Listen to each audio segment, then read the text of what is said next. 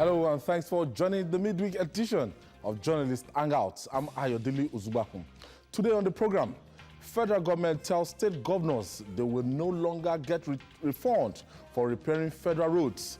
Minor cabinet reshuffle as presidency redeploys Keyamo to Labour Ministry, Alasho Adura to Niger Delta Affairs. Governor Oyetola forward names of 35 nominees to Osun State House of Assembly for confirmation as commissioners. And later on the show, Anambra lawmakers reject Prado Jeeps, say it's a waste of public fund. I'll be hanging out with Chris Kende Wandu and Wahid Bakare, while Babajide Kolade Otitoju will be waiting for us in our Abuja studio. If you're ready, let the hangout start now.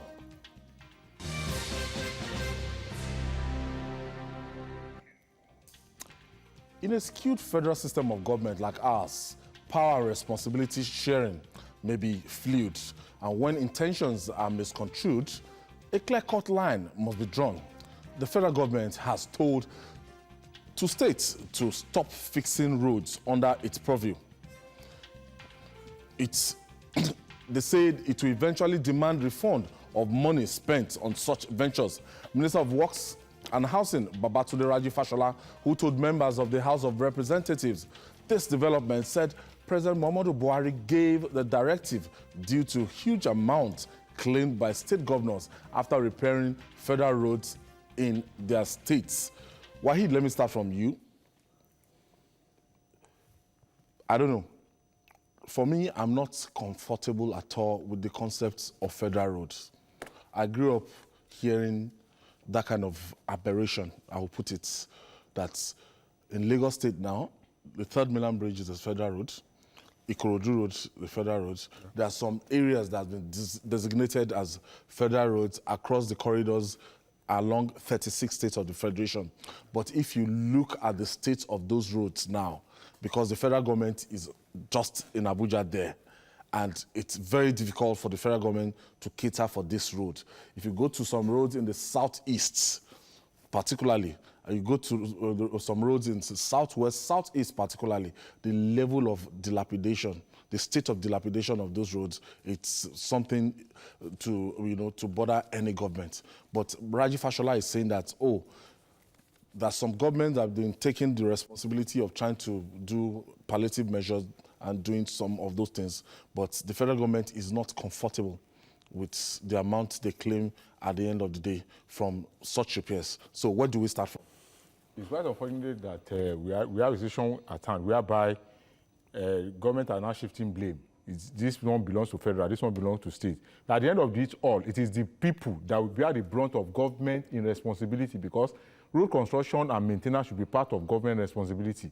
Now you are not saying that this one belongs to state or this one belongs to government.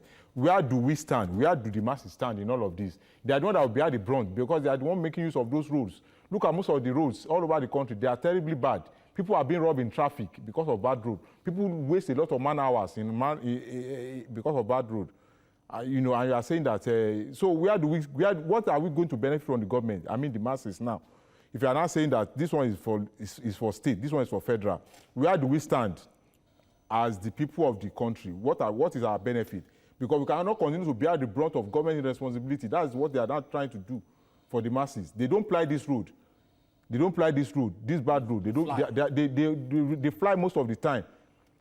So they don't know what people are passing through on a daily basis, spending man hours. If you have a good vehicle, before you know it, you'll be spending a lot of money on that to maintain that vehicle. Shock absorbers.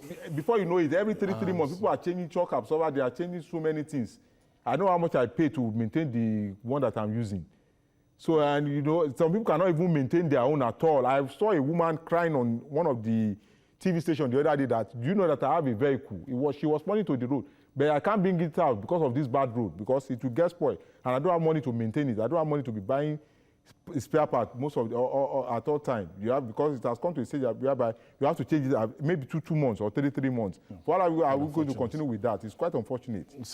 Yes, it's rather unfortunate. In as much as the statement made by the Minister of Works and Housing is germane, we have to look at it from the perspective, just like Wahid rightly said. Federal government has not been seen as a good management of both human and resources. And quote and unquote, if you understand what I'm trying to say. Look at the stretch of roads across the country, okay? Most often than not, the state is next to the local government, are the next closest to the people, okay? Now, look at the stretch of federal roads. Which of them are they going to be able to make? They are still constructing they are still reconstructing the Lagos-Ibadan Expressway, which is a very terrible state. I just came back from Lokoja just a few days back.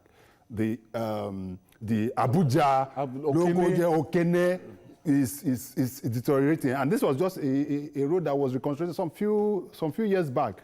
Then take from there, from Okene to Ibilo to